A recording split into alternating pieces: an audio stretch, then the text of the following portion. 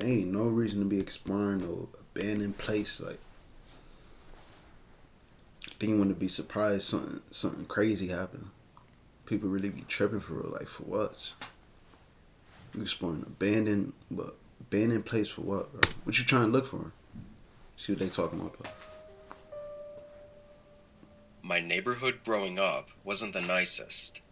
Everyone who lived there was there because they couldn't afford anywhere else, All right. not because they wanted to live there. A lot of the houses were extremely small and old, and even the businesses in the town had trouble staying open for more than a year or two.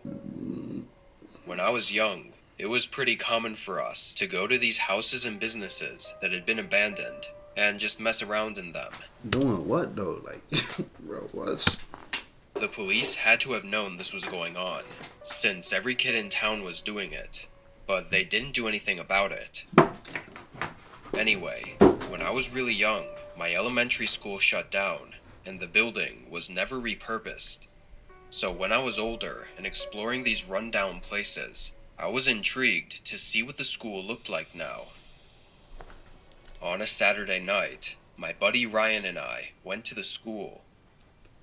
We didn't You boys about to run into some type of serial killer or something like that. Something. Some non-human figure or something. Watch. cars, so we had to walk about 4 miles from his house to get there. And y'all walked up there too. This building, even before it was abandoned, I always found a little bit creepy. It was on the edge of town, buried in the woods with a chain link fence around it. Oh yeah, for sure. It just really did not seem like a place for an elementary school. We climbed over and went to the side of the building to see if there was a window to get in from. Lucky for us, almost every window had already been smashed open. I jumped in first. What that mean? People are already in there exploring. Somebody in there hiding. You know, bro. I'm telling you. Followed by Ryan. The first thing we did was just stand there and listen to hear if anyone else was inside. Yeah, somebody in there. There was this very loud, hollow creaking noise the building was making, but it sounded like we were alone. We walked down the hallway, peeking into some of the rooms. It was a very strange feeling to be back at the school after so many years and see it in such horrible condition. We passed maybe 3 rooms, walking slowly and quietly, before a sudden thud echoed throughout the entire building. What? Oh nah, we up out of there. Oh, yep. Time to go. You know what they about to do though. They about to. I wonder what that noise is. Let's go check it out. Watch. Stopped and looked at each other, but no more sounds came. Ryan said it was probably just a building set. See, look. It's probably just a building. Nah, go with your gut feeling. Somebody in there. Somebody in that same building with y'all. Trying to, like, come on now. In on its own weight, and we continued down the hallway. Look, talking about they continue A lot of the rooms were either empty or just had a bunch of chairs lined up in them, but nothing really interesting. That was until we got to the next hallway. What you mean nothing? And like, that's what I'm talking. Like, what you expect to find interesting in a building, abandoned school? Like, the school. This hallway had chairs scattered throughout, blocking the way through. We had to push them aside just to get to the rooms. The first room was locked, so we went down to the second room on the left side and looked in, seeing what looked like clothes hanging from the ceiling. I walked in and looked at it, unsure why or how those got there. somebody. After a moment, I wondered why Ryan hadn't said anything, and if he was seeing what I saw. I turned around, And he wasn't there? and as my head moved across the room, I caught a glimpse of a figure in the far back. Oh nah. I shot my eyes to the far wall, seeing a disheveled man staring at us as he stood with something in his hand. A what? He said To disheveled? make it all worse, he had almost no clothing on. I quickly glanced at Ryan, who had his eyes fixed on the man as well, before he grabbed my arm and pulled me back into the hallway. Immediately, we heard something metal being thrown across the room toward the door we were at, followed by a horrific scream. So I'm talking about. We sprinted down the hallway and out the first open window I got we exactly saw, what y'all was looking then for. ran as far away as we could before losing our breath. On the rest of the walk home, we put the pieces together and realized the man was likely holding a knife, which was probably what he tried throwing at us. Considering his unstable state, it's likely the man was really dangerous, and had we stayed any longer, or not noticed him, we might have not made it out. Exactly.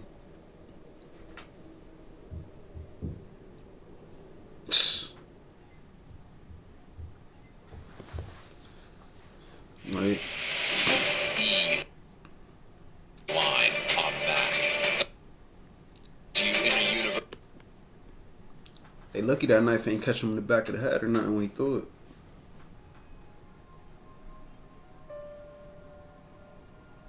When I was a kid, between the ages of 14 to 16, me and my friends were really into hanging out anywhere other than our houses. Most of the time, we would go to some fast food place and chill there, or just find some spot in the woods near the park. In the woods. I guess we were at that age where we wanted to be alone and not have people looking over our shoulders all the time. The only problem with this was that on the weekends, when we'd be out late, most stores and dining areas closed before we were ready to call it a night. During winter break one year, we ran into this problem a lot. We'd go to the parks to hang out, only to find that even in the late hours of the night, there would be multiple other groups that had the same idea. Then one night, my friend JT brought up his parents' old farmhouse, saying it could be a cool spot to explore, and that nobody else would be there. He'd mentioned it a few times before this, but we never thought much of it until that night. Creepy farmhouse. JT drove me and my other friend, Paul, out into what looked like the middle of nowhere, arriving at a wooden fence. The fence was... Then they be going to the worst places too. Like, what you mean it's out in the middle of nowhere? With a wooden fence, but this sound like a horror movie or something, like a horror movie location. Like, what's up with y'all, bro? Off with a chain, since it was a private property, and JT didn't have the key to it, so we parked and hopped over it.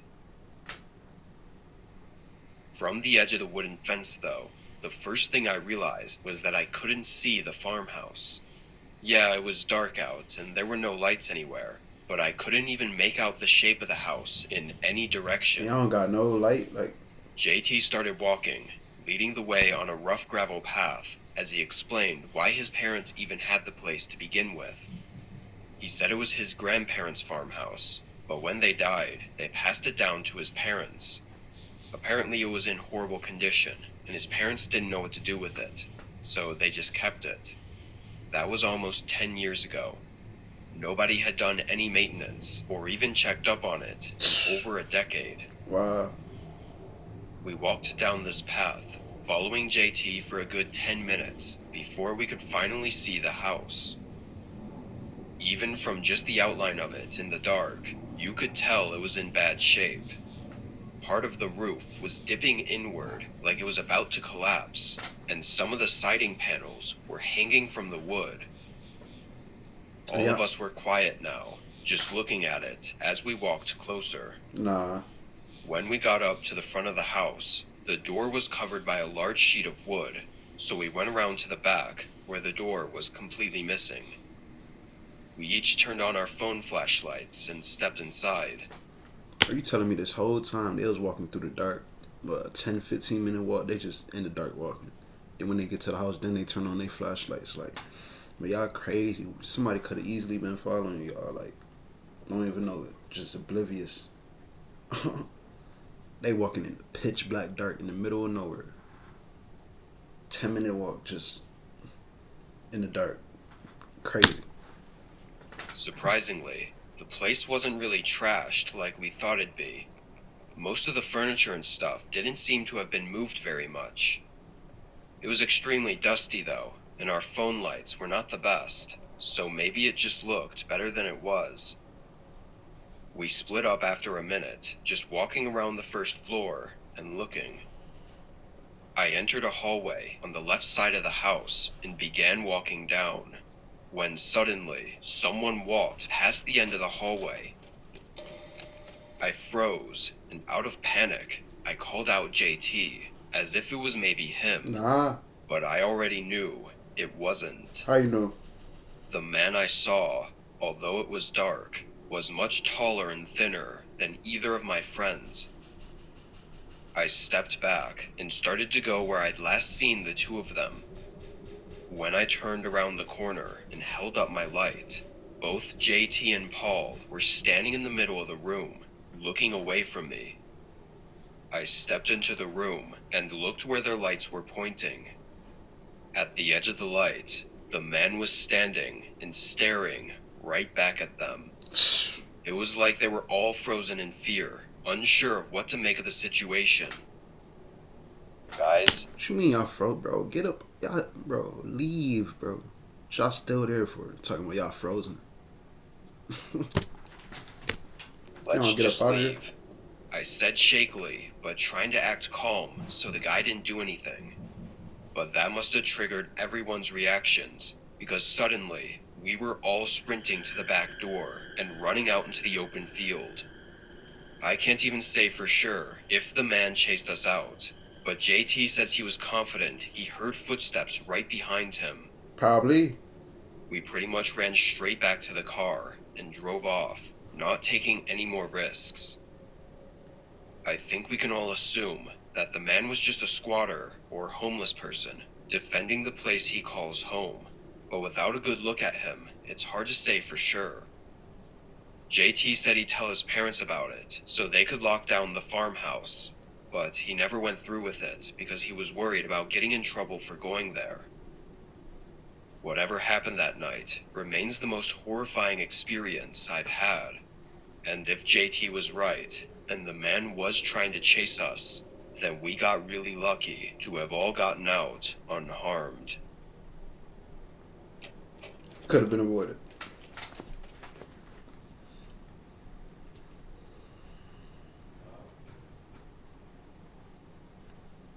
Last story with Amy K. This was only a year ago. At the time, it had been a while since my last camping trip, and for a few months. Oh yeah, they out camping. You know what's about to happen. I ain't with all that camping and all that middle of the wood. Like, nah. That'd be crazy. To this, I was just really wanting to get out and camp like I always used to do. I finally had gotten some time off work and planned out a trip right away. There were some mountains not far, about a 2 hours drive from me, and there were plenty of trails on it. I scrolled through the pictures, but eventually just decided to choose once I got there. I wasn't too worried about the trail, and really just wanted to sit by my tent and relax for most of the time. But you gotta do that out in the middle of the woods, though. Like, you can't relax nowhere else. Boy drove 2 hours out, middle of nowhere, to relax in the woods, camping. Nothing on him. I know he don't got nothing on him. To the mountain with 4 days worth of camping supplies and food. 4 days? This wasn't really a popular mountain that people came to a lot, so there weren't many parking areas. I ended up finding a dirt plot on the side of the road and parked there, then got out and started walking along the road until I got to one of the camping trails. On the very grayed out map, it showed that the trail went a few miles into the forest and up the mountain, then split into 3 different paths that led to camping spots. I figured this would work, so I started the hike. It took just under 2 hours to get to the 3 paths. Oh my god. Bro, people who be hiking, they be going for that long. Y'all walking for 2 hours. Telling you walking through the woods for the way you just said. Hold on. No. I figured this would work, so I started the hike.